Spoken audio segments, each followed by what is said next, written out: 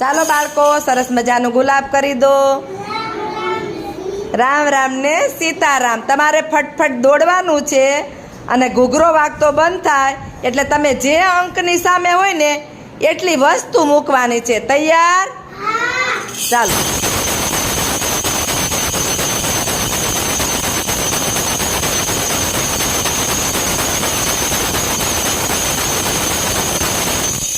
બસ ચાલો, જેટલા હોય ત્યાં મૂકી દો. ધાર્મી બેને બરાબર મૂક્યું. સરસ. જીયાબેન મૂકો. કેટલા મૂકવાના થશે? 3. Very good.